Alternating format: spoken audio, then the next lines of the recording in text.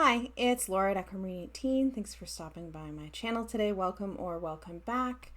I am here with a VR to a tag that's been going around for about a week or so, and that tag is Cliché Tarot Reader. It was started by Anna over at Astral Tarot, and in her original video, Anna identifies a number of characteristics that seem to apply to a lot of us who are tarot enthusiasts, and asks us to think about whether these cliches might in fact apply to us. So I've been really enjoying the VRs to this tag, and in addition to considering the cliches that Anna's original video brings up, I've also decided to incorporate some extra ones from some VRs that I liked, which included those from James Feeney, from Juli at Peekaboo Rose, and from Kenneth at Common Hawthorne. All of them have brought in additional cliches that apply to me too. So turns out I'm a cliche tarot reader in a lot of respects. I will link Anna's video below. I will also link all those VRs that I mentioned, and I'm going to timestamp this video because if you're not new to my channel, you know I ramble. So here we go.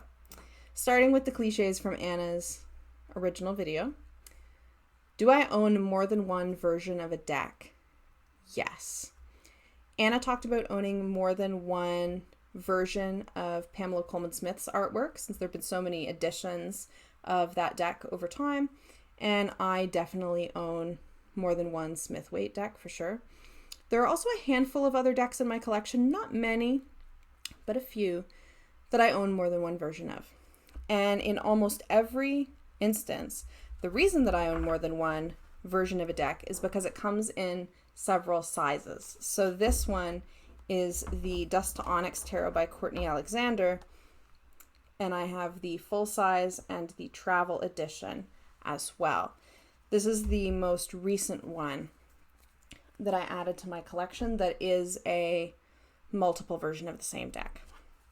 I got to purchase this travel-sized Dust to Onyx from my friend Manuela at Place of Stillness, who knew that it was on my wish list, and so when she was selling some decks, reached out and asked if I would like to purchase it from her.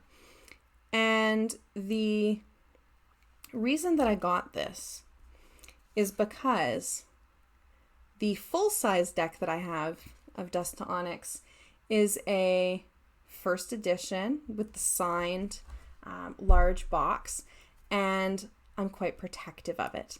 I've mentioned before, I think that Dust to Onyx is just a work of art. This deck is stunning. The production quality is incredible. It has some spot gloss on the cards and some metallic here in the lettering. Beautiful, beautiful deck.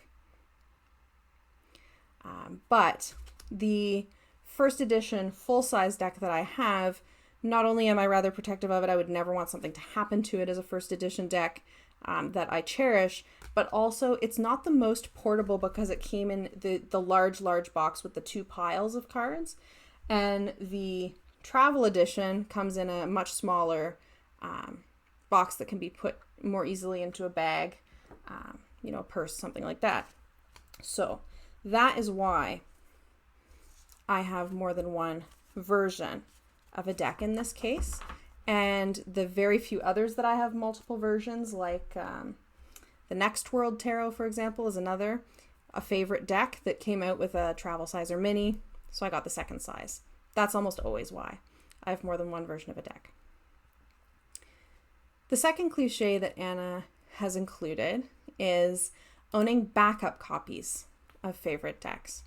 This one actually doesn't apply to me yet.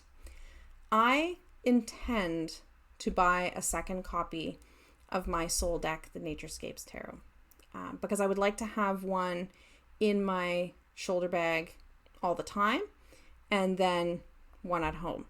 But as of now, I actually don't have backup copies of anything.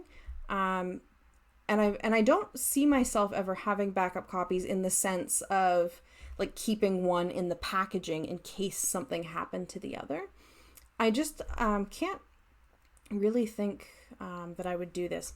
I haven't too often damaged a deck, or I've never lost a card or anything like that, so I don't really feel a need to have backup copies. The closest thing that I have to a backup copy is that I bought a second copy of a favorite deck when I damaged mine. So this is the Heart and Hands Tarot by Liz Blackbird.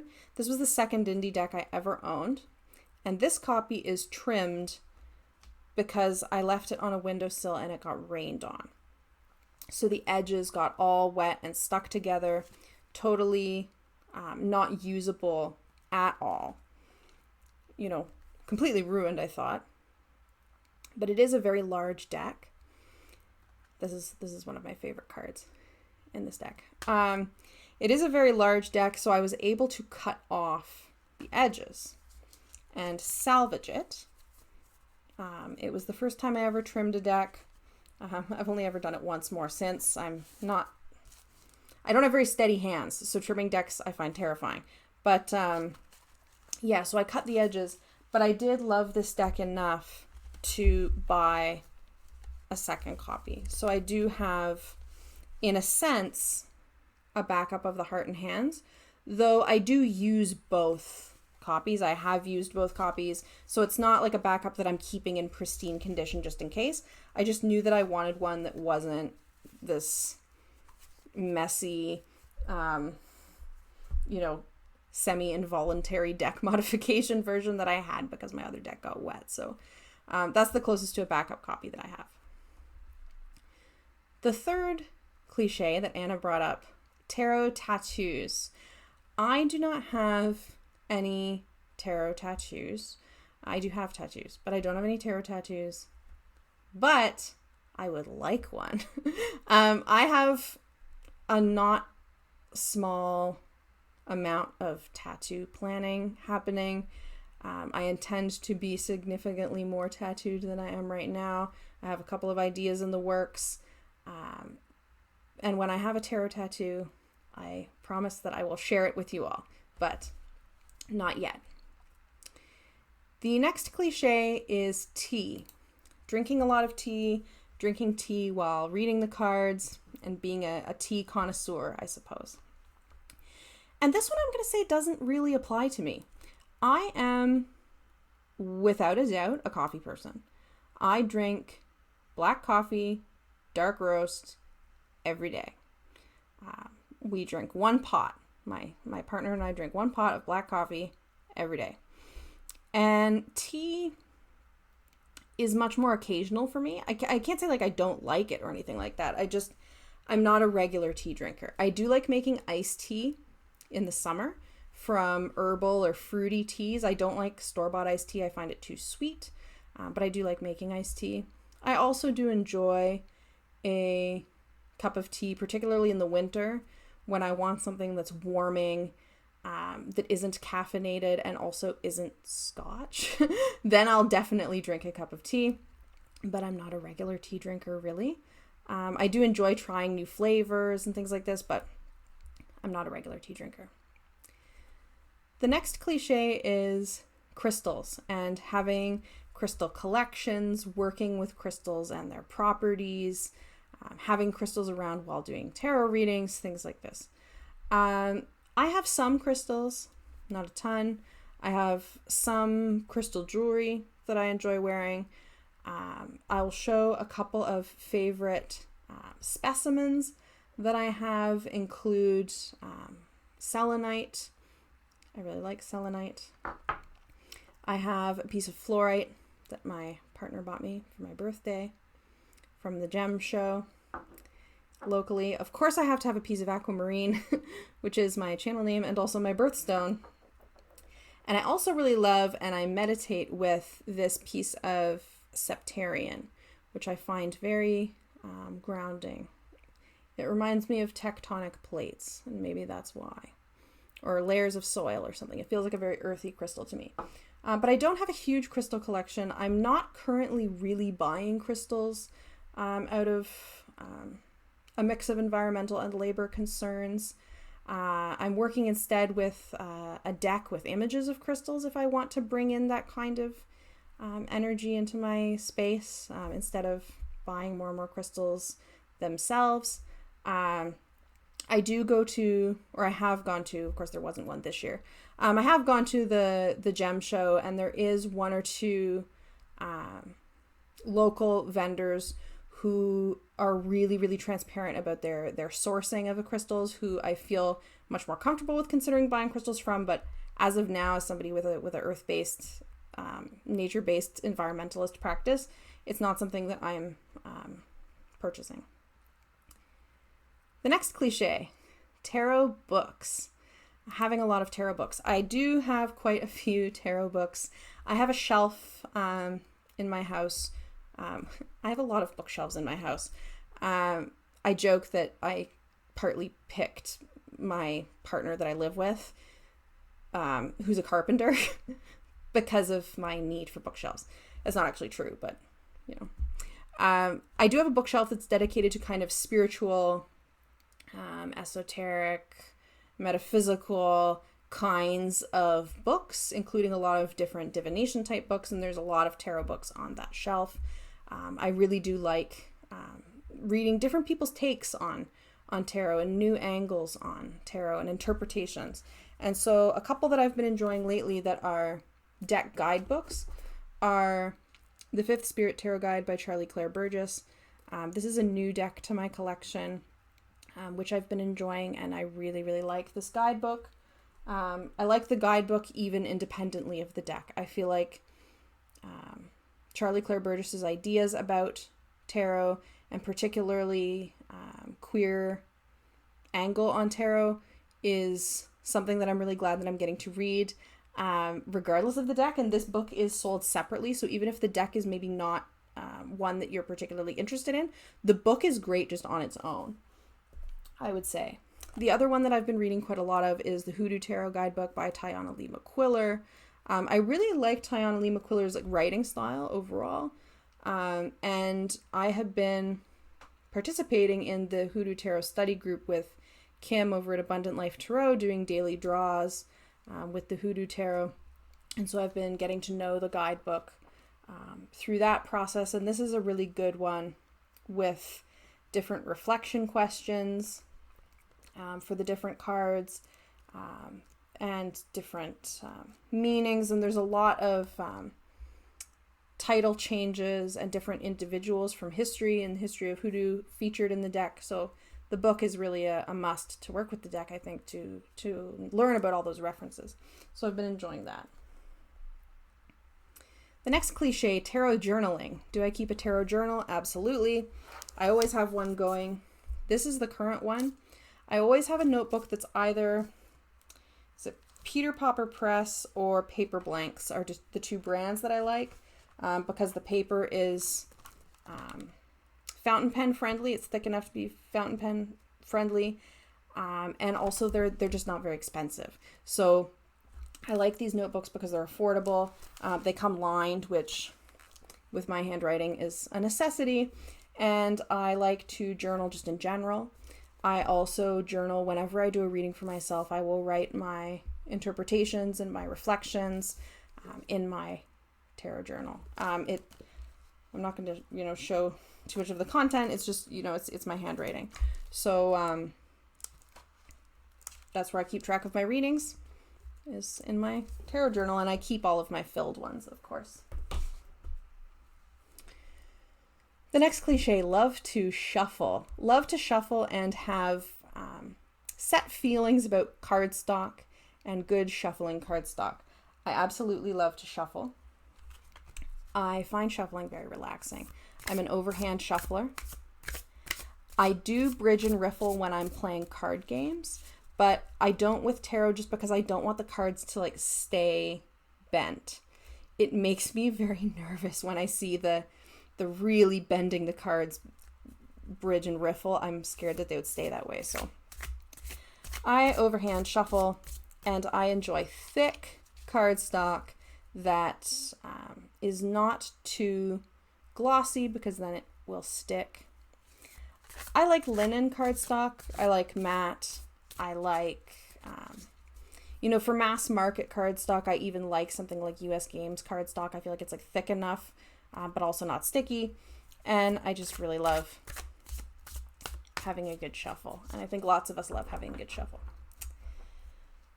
The next cliche that Anna mentioned was having fairy lights in one's house. And in particular, Anna mentioned being a person who does not have kids, but has strings of fairy lights up in the house, like all the time. This one doesn't apply to me. Much like Juli over at Peekaboo Rose mentioned in her VR, I have cats who would make having strings of fairy lights impossible. One of my cats, Daryl, eats things that aren't even edible. Like, you can't put a plastic bag on the floor in my house or Daryl will start eating it. He will eat the plastic mesh that avocados come in. He will eat anything like house plants. Like, he's hungry constantly. I swear I feed him, but he's hungry constantly. And fairy lights, he would rip them down and he would chomp on them. So fairy lights are a no. The closest that I have is that I do have this lamp that my friend bought me for my birthday years ago at a thrift store. Just saw it and thought this reminded him of me. And it kind of has fairy lights inside of a sort. So it just looks like that. And so this lives on my mantle, but that is the closest to a string of fairy lights that I think I can feasibly have in my house with the cats. Next up is candles and loving candles, lighting candles while reading as a cliche that many of us enjoy. I don't have a lot of fancy candles. I don't have a lot of, scented candles or really, there's so many beautiful candles and I don't actually have or use many of them, but I do go through a lot of just plain tea lights. My practice is very elemental. The way that I read tarot and the suits is very elementally based. So I always have representations of the elements on my reading table. And for fire, one of those is a tea light. So I always have a tea light lit when I'm reading, when I'm doing other meditations or things like this. I have a tea light lit, but I don't have a lot of fancy, beautiful candles, really. I enjoy them, but I don't have a ton of them. The final cliche I think that Anna mentioned in her original video is having a tarot table or a designated reading space, and I do have one. And maybe a tour of my tarot table would be something that I could do, that I could just film on my phone as a future video. But I have a tarot table. It's in our bedroom. It's actually a glass-topped desk that I just got at a local chain office furniture store on a very, very cheap sale. And it's a glass desk that I cover with a piece of fabric. I change out the fabric every season. So I have four fabrics for this specific table, one for each season. And that's where I read. My journal is always sitting on there. I always have a deck or two there. And a couple of other things. I will display my animal card of the month there. I've mentioned having representations of the elements there. So I do have a designated reading table. I will say, though, that having a designated reading table does not mean that I do not bring the cards and read in other parts of the house / backyard, because I do. I will read anywhere, but for the most part, I do read at my designated space. So a couple more cliches that I thought were fun from other folks' VRs. James Feeney mentioned predictive readings. I do predictive readings. I have no issue with predictive readings. I perform predictive readings for myself, not just with tarot, but with other divinatory modalities as well. So things like geomancy. Sometimes that is trying to predict, different decisions that I may make. Like if I choose A or B, is the outcome of one of those choices preferable over the other? Sometimes it's a more, general kind of prediction of a kind of week ahead, a general look ahead at the kind of energies of the week or the day. And sometimes it's a more specific issue. So I will do predictive readings. He also mentions tarot cloths and bags and boxes, and making them or having fancy tarot cloths, bags, and boxes. I didn't really show it when I was showing the deck. I did make a box for my full-size Dust to Onyx, just with some sparkly paper and cardboard, so that it would have somewhere more compact to live than the big box that it came in. I've made 2 or 3 of those, always for decks that came in the great big boxes, just to have them in a more kind of easily stored container. I do keep the big boxes in a cupboard, but to keep things on my tarot shelf, I make the smaller boxes. I do have some tarot cloths, but not a ton, because for the most part, I'm reading on my tarot table. I don't have a lot of cloths other than the ones I mentioned that are like tablecloths. The ones that I do have are almost all just pieces of fabric I found at Fabricland, usually in the remnants bin, because that's where fabric is cheapest, and I've just hemmed around the edges. So nothing fancy, just a piece of fabric that I can fold up, and bring with me wherever I'm going to read the cards on. I do have a very few cloths that were made to be reading cloths. I do have one. This one is from Cedar McLeod, who created the Numinous Tarot and the Threadbound Oracle. So these are symbols from the Threadbound Oracle. There's some ink there and books and moon phases around the edges, and I just really liked the neutrality of this cloth, and it's a very silky, but it's not silk. It's definitely vegan, or I wouldn't have bought it. But I did really like that one, so I did buy one of those when I got the deck. And I also got, and I've shown before, the Cosmovisions cloth from James R. Eads that has the Cosma and the Prisma backing. I chose this one because it is very thick. It's like vegan suede, and it's very heavy duty compared to a lot of the other cloths. So I like that because it doesn't blow around. It doesn't slip slide when you're putting cards down on it. So I have that one. But those are really the only like tarot cloths that are made to be tarot cloths that I have. Everything else is either just a piece of fabric that I've hemmed, 1 or 2 I think that are like bandanas. But that's it. I do have the spread cloth, I think that's from Mari in the Sky, who did the Gentle Tarot, but I use it as a bandana. So that's my tarot cloths and boxes. James also mentioned the cliche of having kind of protocol around whether or not other people can handle our decks, and kind of protocol around other people touching our decks. I do, insofar as when I read for others, I'm the one who's shuffling. I'm not someone who has the person who's the querent shuffle the cards also. I never have been. It's just not a thing that I do. But if I have a friend over and we're looking at my decks, maybe I'll have a friend over and bring some of their decks. I have one friend in person who has tarot decks who will sometimes come over and we'll look at our decks together. I have no issue whatsoever with her, going through the cards in any of mine. I'm not particular about that, really. James mentioned the cliche of starting with the Smith-Waite.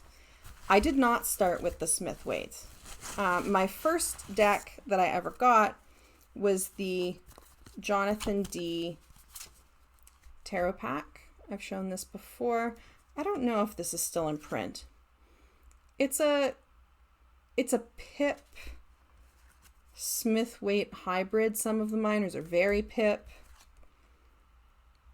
but then some of the minors have these hints of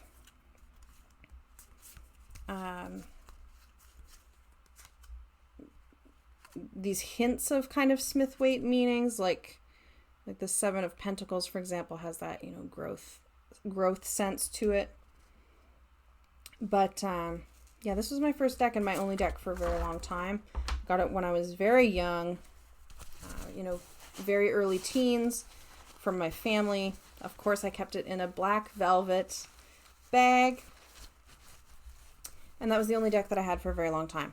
When I decided that I wanted to really study tarot and study tarot in a more deliberate way, not just working with, a little white book or things like that, I did get myself the plaid back, yellow as yellow can be, Smith-Waite deck. So this was my first, what I would say is a study deck.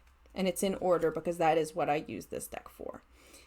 If I'm reading a book, say, that is focused on Smith-Waite symbolism, or maybe doing a comparison with Smith-Waite and something else, this is the deck I use for that as a study deck that is always in order.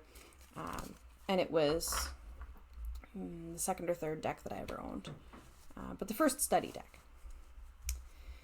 James mentions the cliche of using the Celtic cross. I don't use the Celtic cross, so this one doesn't apply to me. I certainly have, and I think that it is a classic for a reason. I appreciate it, but it's not one that I use regularly for myself or for others. Though I would, I'm sure I'll use it again, but it's not a go-to for me. And finally, James's cliche, the last one from his VR that I will mention, cleansing and interviewing decks, half applies to me. I don't really cleanse decks. I do interview decks, though. And there's a couple of different deck interview spreads that I've come across that I like or that I use variations of. I almost always interview a new deck to my collection, and that goes for tarot and oracle alike. Cleansing decks, I don't really feel the need. Most of the time, my decks are only handled by me. Most of the time, my decks are only used in my designated reading space and are housed in my designated shelf that holds the tarot decks. I don't feel a need to cleanse them given that. I don't even feel a need to cleanse decks when they've been out of the house and been touched by other people and been traveling with me or whatever, back when travel was allowed. I just don't feel the need to. If I want to give a deck a little bit of a reset, like an energetic reset, I will put the cards all back in order and then reshuffle them fresh. But that's the closest to cleansing a deck that I really get. I'm not bothered about it, really. I don't think it's necessary. That's not me saying I'm critical of people who do cleanse their decks regularly, but I don't feel the need. I do wonder if maybe if I was to do something like read at some sort of fair or something and be reading for a whole bunch of different people back to back to back to back to back, maybe I think in that kind of circumstance, I would want to do something to reset the energy of the cards in between each person. But for my current tarot practice, which is mostly reading for myself and mostly reading in what I consider to be sacred spaces in my own home, I don't feel the need to cleanse my decks. Continuing along to Julia Peekaboo Rose's VR, a couple of cliches that Juli mentioned. Having a tarot travel bag. I do have that. So, this is my tarot travel bag. It has a shoulder strap on it. And some kind of plant patterns. I chose this because it has a zipper across the top so nothing can fall out. It has a small pouch inside, so I can have some organization and another pocket, there in the front. So this is the kind of bag that I would bring if I was going on a longer trip and I wanted to bring not only a tarot deck, but also some larger items like my journal would fit in here. So this would be the bag for that. I do have a handful of just smaller bags if I wanted to just throw a deck in my purse. I might put it, in something like this or like little pencil cases, things like that. But for travel, this big green bag is the one. In most cases, if I have to, I can put it inside a suitcase, or inside something else, and it's big enough to hold my journal, which I often do want to bring along. I will also mention, this is not one that I've heard other people mention too much. I do have, and it's packed in storage in the basement, so I didn't get it out, but I do also have a dry sack for stuff like this. So often for me, going on a trip means the perspective of getting soaked because I'm camping and canoeing. So I do have a dry sack, which for folks who haven't seen them before, it's like a rubber kind of very waterproof sack. The top then rolls down and you fold it around like that and buckle it. So it's very, very, very waterproof. You can toss it in the lake. You can use it as a floaty when it's full of stuff and full of air, and nothing is going to ever get damaged inside of it. I do use a dry sack, and my decks will be something that will go in the dry sack if we are canoeing or camping. I also have a very small one like this that could just hold a deck. Technically, it's made for holding something like a cell phone, but we have a couple of those different dry sacks in our household because, you've always got things when you're camping or hiking or canoeing, not so much hiking like a day hike, but canoeing, camping, that you don't want to get wet. So that's important for a travel bag for me. Juli mentioned tools for tarot modification. I have not done a ton of tarot modification. Tarot modification makes me so nervous, particularly cutting in any way, like trimming decks. I did buy a paper cutter. I really didn't like it. So I have a pair of scissors that are just my office scissors. They're not designated deck trimming scissors, they're just office scissors. If I trim a deck, that's what I will use. I also have a packet of the chisel tip Sharpies for edging decks. That's my modification supplies. That's it. And I do use those chisel tip Sharpies for other things as well. So that's it. Juli mentioned having a Purgatory box for decks. As a cliche, a Purgatory box for having decks that she's considering moving on from her collection, considering selling or considering giving away. This is a cliche that does not apply to me. I do not have a Purgatory box. I've only ever traded away decks or given away decks a couple of times. So I've never felt like I needed a Purgatory box. I am spoiled for space. That is definitely part of that. If I had a really much more finite space for my decks, I would probably have done this more, but no Purgatory box. Finally, Kenneth from Common Hawthorne made a short VR where he focused on tarot YouTube cliches. So he added in some different cliches, particularly about having a tarot YouTube channel or making tarot related videos on YouTube.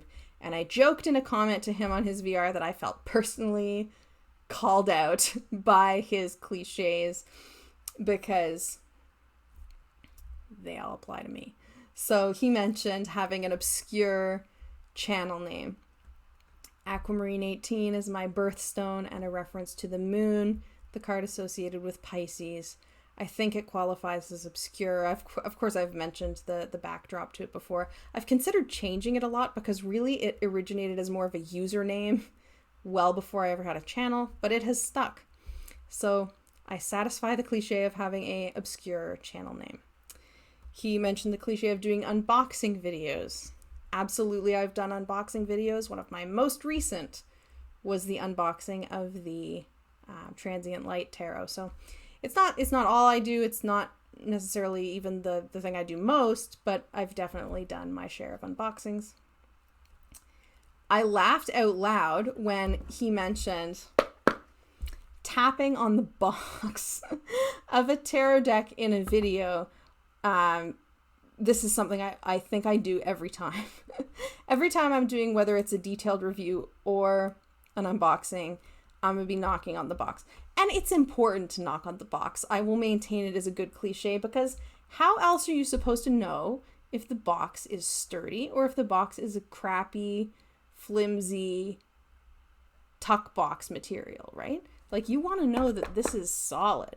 So, I am a box tapper for life. Discussing deck packaging and extras. So like stickers and things that come in with a tarot deck. I definitely discuss the packaging when I'm reviewing decks. I discuss the packaging when I'm unboxing. I will discuss the packing material. I will discuss the bubble wrap, the tissue paper, how it's taped together. Yes, guilty. Absolutely. He mentioned the cliche of impulsive Kickstarter backing. I'm striving to not be impulsive, but I absolutely have backed a good selection of Kickstarters. And I must admit that after last year's lower buy year, I have gone a little bit Kickstarter enthusiastic the first half of this year. Some of them were impulsive. Transient Light Tarot was an impulsive purchase that I'm really, really glad that I made because I really, really like that deck. But I'm waiting on a number of Kickstarters. I'm waiting on Jessica Bott's Phenomena Oracle, which I knew I wanted one of her decks. This was not an impulse buy. I had missed out on Idiosyncradeck, and Phenomena Oracle is kind of related to weather, and I really liked it, so I backed that.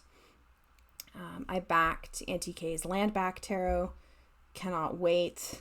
Also, not an impulse buy. When I learned about the deck, I knew I would absolutely be backing that deck without question. I backed the Pacific Northwest Tarot. That was more impulsive. But it's an animal deck and I can't say no. So that's coming. I backed the Literary Tarot, which I don't think I've even really looked at the cards in the Literary Tarot, but I really like a lot of the authors involved in the Literary Tarot project who have done the pairing of the classic literature and the card. And it's for charity as well. It's for a fundraiser for a literacy related nonprofit. So I backed the Literary Tarot immediately. I backed the Queer Lenormand, which I'm waiting for later this year. I backed the Flora Tarot because I'd always wanted a floral tarot deck. So I've got some Kickstarters that I'm waiting for. Cliché, satisfied. And finally, Kenneth mentioned buying decks that you learn about in anti-haul videos. And Lisa Pappas does anti-haul videos or unhauls. Decks I'm not going to buy kind of thing. And I'm not sure if I've ever bought a deck because I saw it there. I've absolutely bought decks that Lisa has chosen not to buy, like, of course. But I'm not sure if it because of that. I've certainly bought decks that I have seen on other people's channels, though.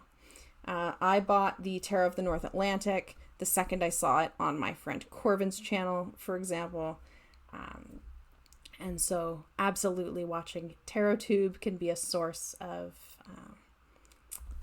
collection growing inspiration, we'll say. So that's all those tarot cliches that I've found in Anna's original video and in the VRs from James Feeney, from Juli at Peekaboo Rose, and from Kenneth at Common Hawthorne. And it turns out that in many respects, I'm a cliche tarot reader. So I'm going to continue to enjoy the VRs to this tag. I think it's a really fun one. If you don't have a channel but would like to share any of the ways in which you might be a cliche tarot reader, please do let me know in the comment box below. Whether any of these characteristics apply to you. Thank you so much for watching. Have a great day, and I'll see you all again soon.